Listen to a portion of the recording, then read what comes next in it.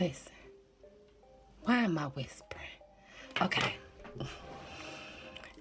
After that video about Plum Island, I went tumbling down the rabbit hole. Like, to a place where I started finding out things that just had me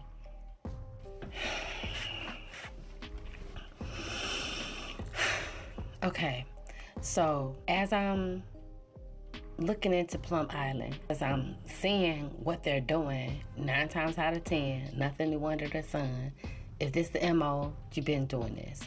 So I went looking for some information on anything that populated that I thought had something to do with it, with Plum Island, along the lines of Plum Island, the animals and what have you. I kind of just spliced it all together. So some of it, I caught little glimpses of things as I was, putting it together, but I haven't watched it all the way through. And that's what I'm about to do right now.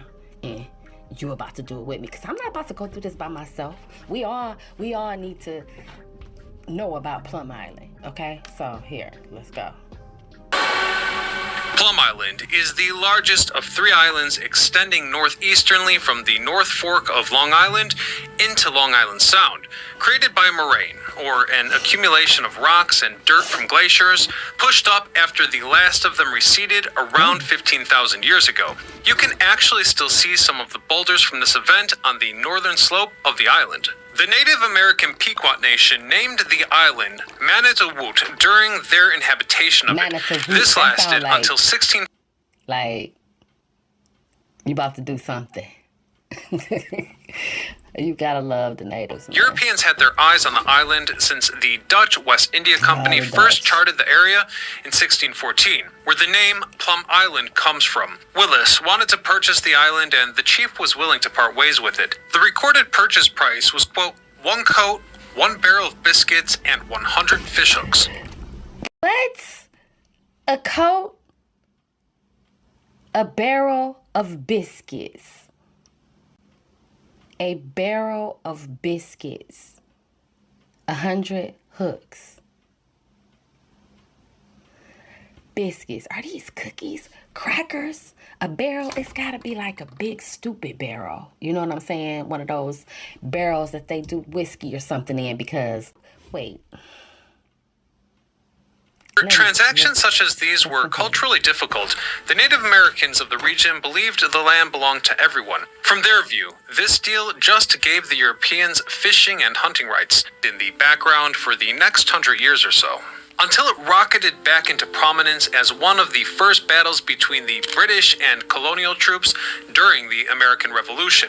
Ordered by George Washington on August the 11th, 1775, General David Wooster and his troops landed where the historic lighthouse currently sits to prevent livestock raids from the British garrison there. Less than 100 miles from New York City is Plum Island Lab.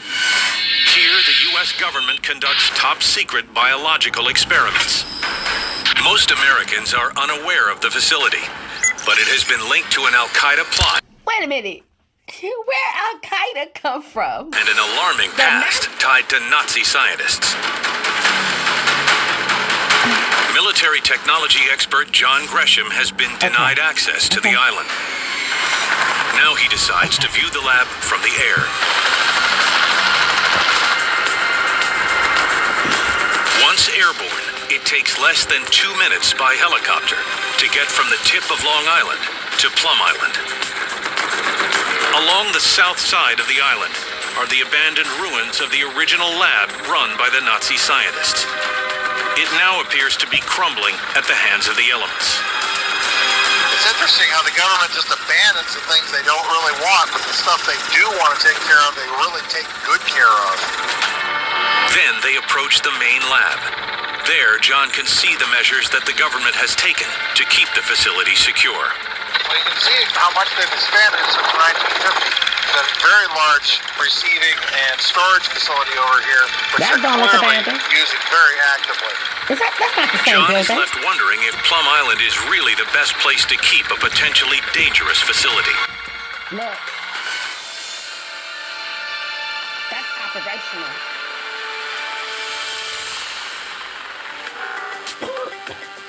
Back on the ground, John analyzes the video he shot. This is a vulnerable island. It needs to be looked at and perhaps the facility moved. The government does plan to move the bioresearch lab to a new facility that would be built in Kansas.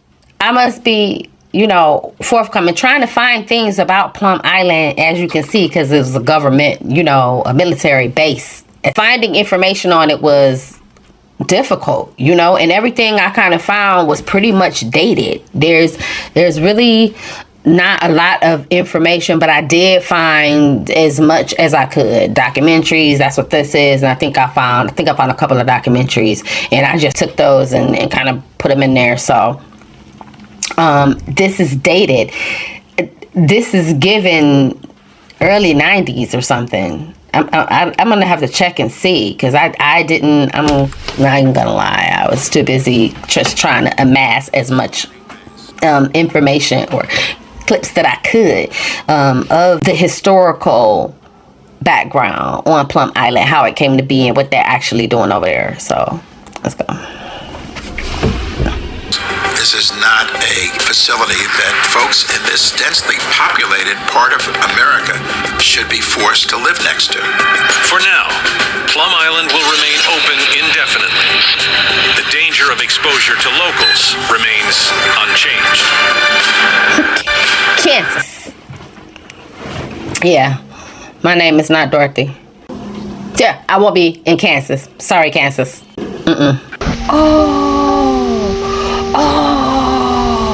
I'm gonna have to pause it, because when I was going down this rabbit hole, I got to thinking about all of the animals. How could I not? They over there testing on the animals. So I got to thinking about the dolphins, the whales, that's beaching themselves and whatever. So I found some stuff on that, and that's what this is. This morning we've relocated 2 of the animals, and we attempted to refloat. Unfortunately, we were unsuccessful with that, as the ocean conditions were preventing the animals from getting out, and they were continually restranding. So following expert veterinary assessment, we have decided that euthanasia is necessary for animal welfare reasons.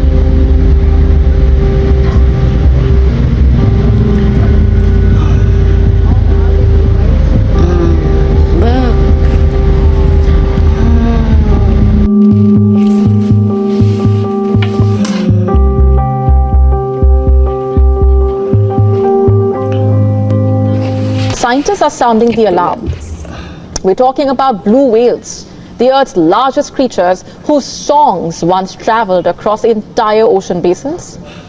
They have mysteriously stopped singing in unprecedented numbers. Our next report dives into the chilling silence that signals something is terribly wrong beneath those waves. Take a look.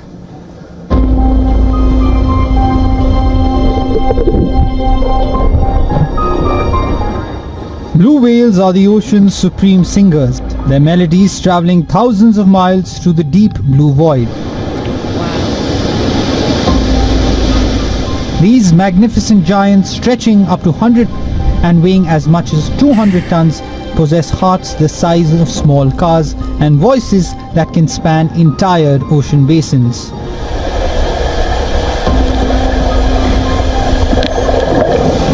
Their songs are nature's most powerful acoustic phenomena, reaching volumes of 188 decibels, and frequencies so low they penetrate the deepest trenches.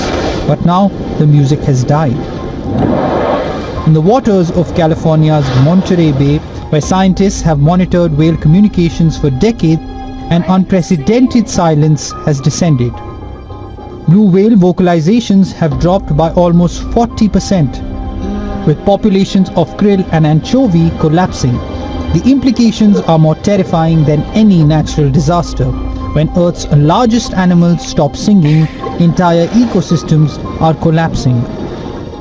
Unlike flexible humpbacks, blue whales rely almost entirely on krill. When krill vanished, their ability to feed and to sing shattered. This silence is more than biological, it's a climate alarm. Okay. So climate change is a hoax, I guess. Right. Yeah. Yeah, okay. Here we marine giants to the brink. Okay. As marine heat waves become more frequent, the consequences ripple through oceans. I gotta look this up.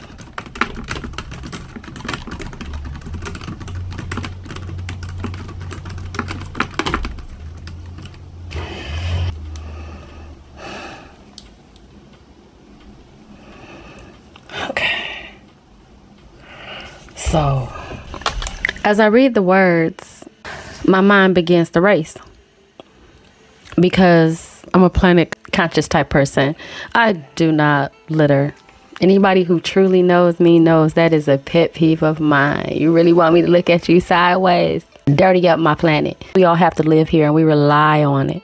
So reading this was really doing something to me, you know, emotionally. Severe ecological decline? Okay. Oh my goodness. Processing is more than an ocean. Okay. Are y'all reading this? Oh my goodness. When I set out on this journey, it was really just to see what's going on. What are you guys studying over there? You know, and do we need to be worried about it? And clearly we do. Clearly we need to be worried about it. I mean, Al-Qaeda, how does Al-Qaeda even fit into all of this? It's crazy that the Nazis, okay, because I'm familiar with Project Paperclip. And if you're not familiar with Project Paperclip, I'll have to do a little segment on that. But for now, we're going to focus on the fact that there are things going on that we are being distracted from. And I don't take too kindly to being distracted. I mean, this planet this is the only planet we got. They can keep trying to go to the moon, to Mars, but they keep bringing their tails right back here. It's the reason. We haven't even mastered this earth, all of the seed and everything in it. You know, this makes me just want to take a deeper dive into what is really going on. You know, they say be careful what you ask for. You just might find out something you didn't want to know.